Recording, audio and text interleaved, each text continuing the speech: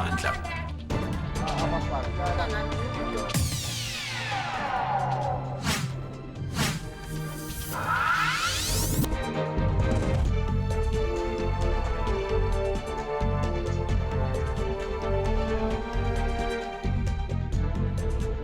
For the first time in 2007, South Africa experienced load shedding. We were told that the lights had to be turned off to reduce electricity consumption.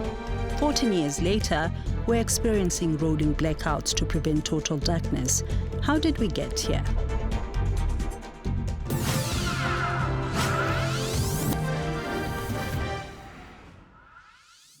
When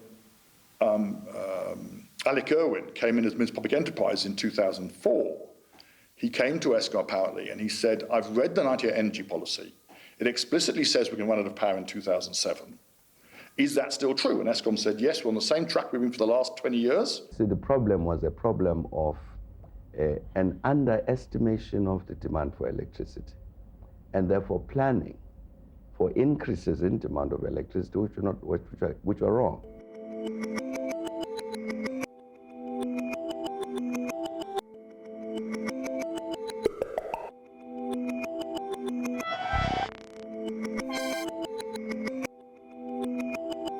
I'm going to tell the country there will never be load shedding again.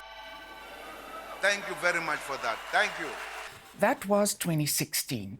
Former President Jacob Zuma addressed Eskom employees and South Africans, and everyone was in high spirits. It's now 6 years later, and South Africans have realized that they actually have very little reason to celebrate. Load shedding, or rolling blackouts, as some people refer to it, is still very much with us, and the end doesn't seem near anytime soon. Our program about load shedding and other problems at Eskom starts in the mid-1990s. Ons moet probeer om meer en meer mense met elektrisiteit te voorsien. Eskom self beplan om in die volgende 5-6 jaar 1 miljoen huise te elektrifiseer. That vision was driven by the Electricity for All. It was driven by the leadership of Eskom in terms of providing electrical energy to all applications, not just residential customers, but also for agricultural customers, domestic customers and commercial customers. Die vlak van Eskom se gesondheid in die jare 90 was eintlik baie goed as 'n mens in die oog hou dat hy toe geweldig baie opwekkingsvermoë gehad het. So hy het 'n baie goeie sterk reservemarge gehad. Hy kon gevolglik eenhede uit diens uithaal en hulle oordentlik in stand hou. Dit het daartoe bygedra dat hy eintlik baie goed gehelp het met die groei van die ekonomie in die land. Electricity was affordable and even cheap throughout the 90s. You all know for a fact that Eskom has also reduced the real price of electricity by 15%, so as to become the world's lowest producer of electricity. The Eskom vision was very clear, world's lowest cost. And we could deliver the world's lowest cost to our customers by being a top utility, top performing utility. We must follow national policy, will we not? So no, the Eskom leadership at the moment is, in my view, a bit of a... Yes, produced by the various... These former Eskom employees say there was a reason for the cheaper electricity. And because Eskom had been decided or been told to stop building any new stations in the mid-90s, essentially what the tariff came down to was just the cost of operating the Eskom plants, operating and maintenance and fuel. There was no capital inclusion in there. Johan Prinsloo, a former employee of Eskom, says the white paper on energy published in 1998 said private role players needed to take over some of the electricity generation in South Africa. Daar in Eskom was in 1999 was hulle verbied om te bou. En daar was toe besluit dat nuwe kragstasies sal deur onafhanklike of private kragverskaffers gebou word. So Eskom kon dus nie meer kragstasies gebou het nie. A lot of IPPs came to the marketplace in that period from, let's say, mid-90s through until the early 2000s and said, we can't compete in the marketplace. Can we sell our power to Eskom at our cost? And Eskom said, as your cost is higher than our cost, we're not going to buy your power, pretty logically.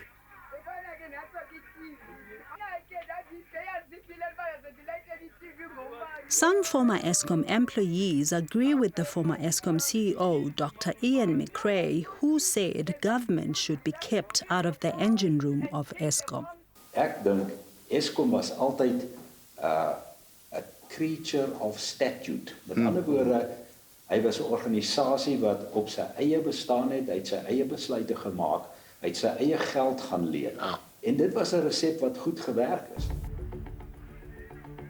But in 2002, Eskom became a company in terms of the Companies Act. Its first board was appointed by the minister. Eskom moet 'n onafhanklike organisasie wees, want hy is op die einde van die dag die supplier of last resort. In 1998, the White Paper on Energy also warned that by 2007, South Africa would need more electricity than was being generated. If I'm growing the economy at this rate, or growing the demand at this rate, I will pass through my available capacity on this date. In the early 2000s, Eskom received numerous awards.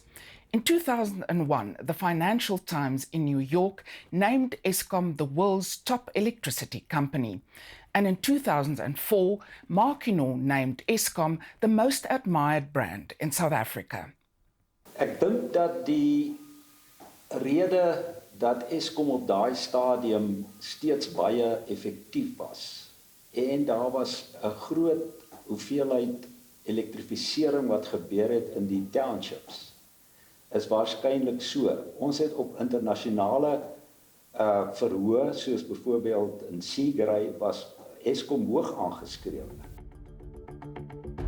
With no new power stations being built and a growing economy, in 2003, 3 power stations started operating again.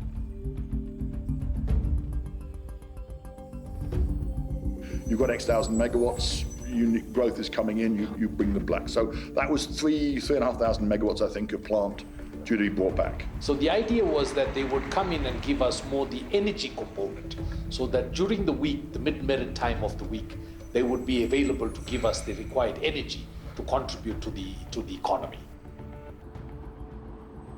But the power generated by the 3 stations wasn't enough. In 2004, Eskom was granted permission to build new power stations. When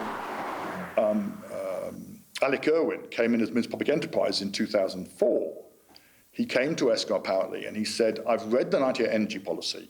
It explicitly says we can run out of power in 2007. Is that still true? And Eskom said, yes, we're on the same track we've been for the last 20 years, in terms of about 3.5% growth rate. We'll pass through ground zero in about 2007.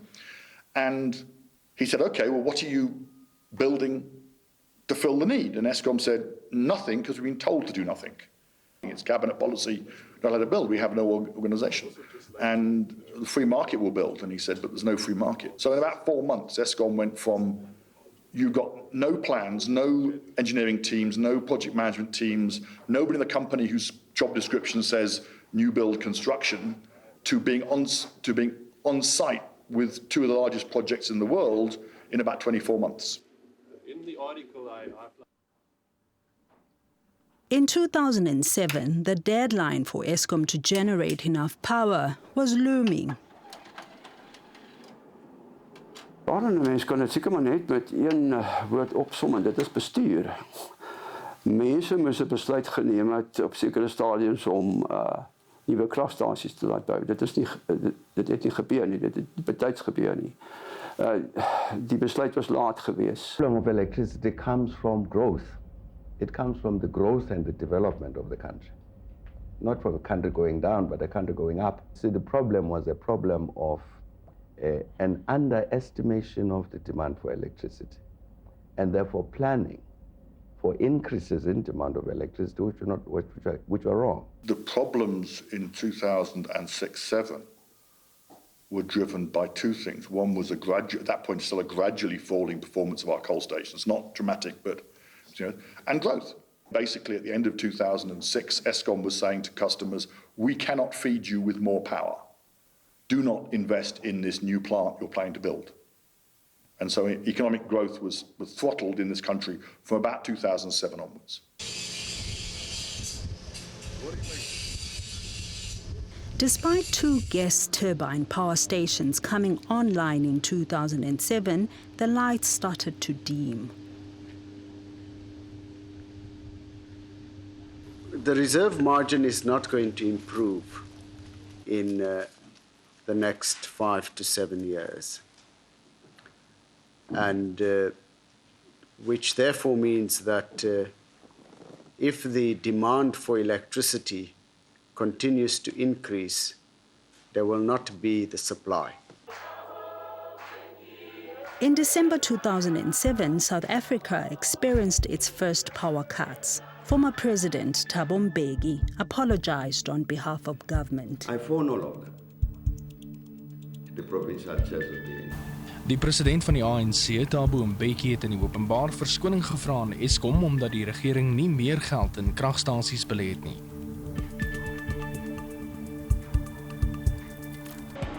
By January 2008, the power cuts had become more regular.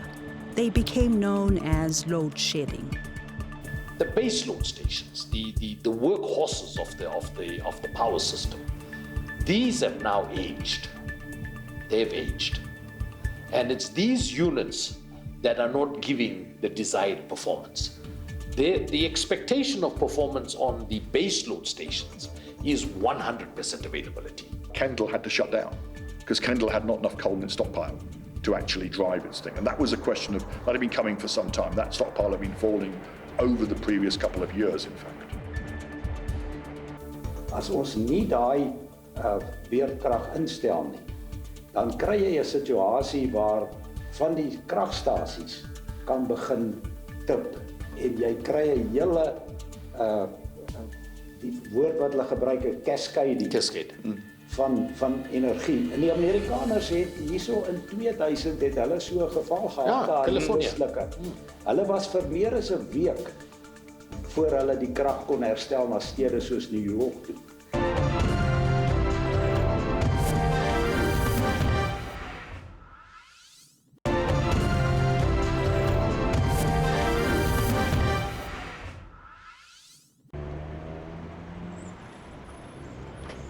Eskom implemented load shedding more often, and South Africa started paying the price.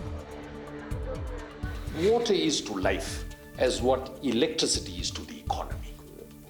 It's as simple as that. South African industry is classically mining and heavy industry, and that requires electricity.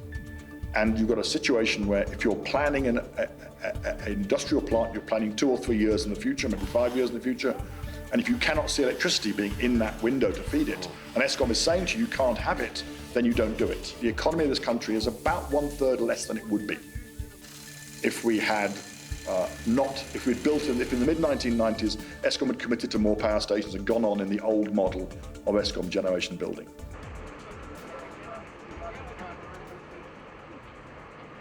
In mid-2000, Eskom planned to build 2 massive power stations, Medupi and Kusile, to mitigate the damage. But during the planning phase, there were already some cracks. Medupi and Kusile was such a crash program that with the 12 units, that's 6 on each, they were physically building the components for the 12th before the first one was actually commissioned. So any lessons that you learnt on the first one being commissioned were unable to be factored into machine number 12. I'm saying 12 because there's 2 6s, because you've already built it.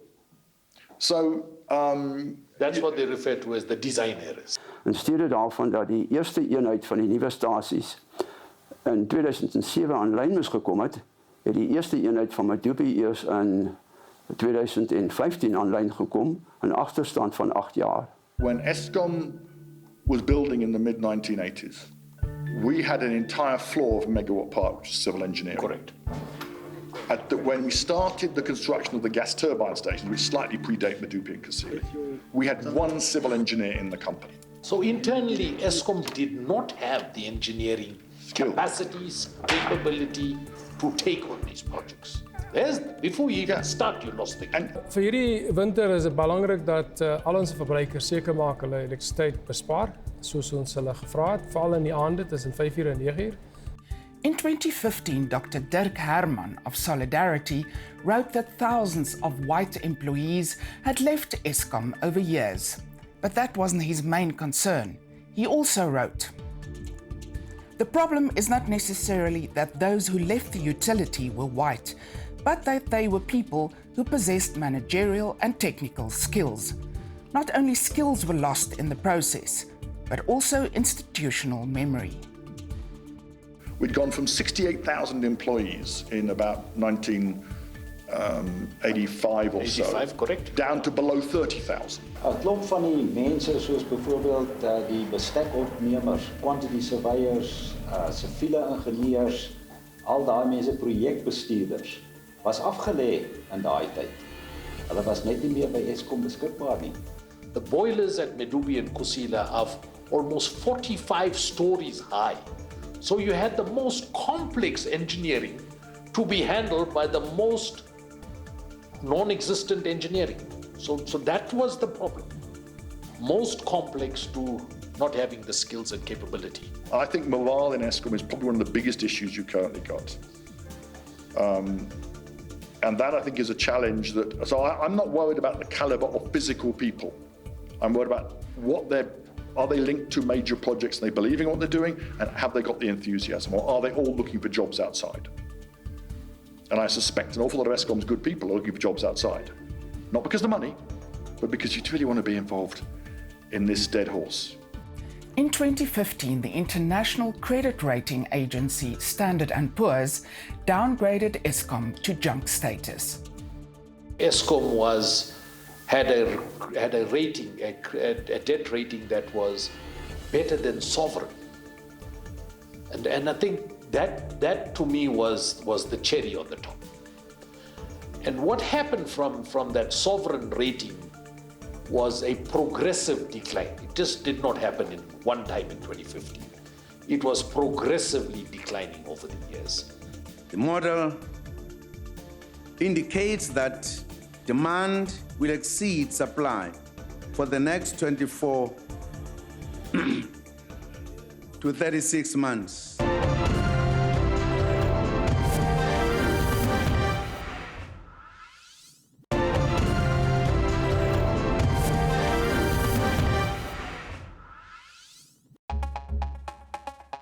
Cracks began to show at Eskom. By 2007, suddenly there was no spare capacity. And the battle cry in the company was what's called KLO, or keep the lights on. That was the claim. And essentially it was understood from 2007 onwards that you could sort of bend the rules as long as you kept the lights on. Right? And that was very strong. It got stronger and stronger. Now, what then happens is you've got this acceptance of slightly bending the rules to make things happen. The Eskom of yesterday. The teamwork that took place, that integrated teamwork, it was not it was a teamwork of enormous substance. And there was just no room for corruption. You would have been flushed out very quickly. Old and new power stations often experience problems and bring little hope. Nou met betrekking tot die ou kragstasies, dit is moeite werd om te noem dat ons kragstasies met die uitsondering van Medupi en Kusile gemiddeld 41 jaar oud is. En hierdie kragstasies het 'n harde lewe agter die plat. Hulle is nie behoorlik in stand gehou nie. Hulle is baie harder bedryf as die internasionale norm en dit maak natuurlik dat hulle fundamenteel nie so betroubaar is as wat hulle moet wees nie. Jy het 'n baie goeie reservemarge nodig as jy wil ordentlike instandhouding doen. En daar bestaan tans nie as gevolg van die tekort van kapasiteit 'n voldoende reservemarge nie. Eskom kort op die huidige oomblik in die omgewing van 6000 megawatt, nou op die huidige oomblik, sodat hy vir daardie ou stasies kan uit diens uithaal en hulle behoorlik kan voorsien. Eskom is in crisis, and the risks it poses to South Africa are great. It could severely damage our economic and social development ambitions. It's an enabler for economic growth. Jy het elektrisiteit nodig om jou ekonomie aan die gang te hou en om te laat groei. As ons byvoorbeeld teen ongeveer 5% ekonomies moet groei, gemiddeld gesproke, moet die groei in ons opwekkingsvermoë in die land teen ongeveer 2 na 3% per jaar groei. But in the end, Eskom is just too big to fail. Eskom is te ingegrawe in die hele Suid-Afrikaanse samelewing op te kan val. Daar's nie 'n manier wat ons Eskom kan afskakel nie, want daar's ook iemand anders wat kan intree in daai werk doen. Die organisasie Sake-eenheid Suid-Afrika, oftewel BUSA, sê indien onafhanklike kragverskaffers nie toegelaat word om elektrisiteit op te wek vir die nasionale kragnetwerk nie, sal beurtkrag nooit beëindig word nie. The government went out with 2 tenders to the marketplace.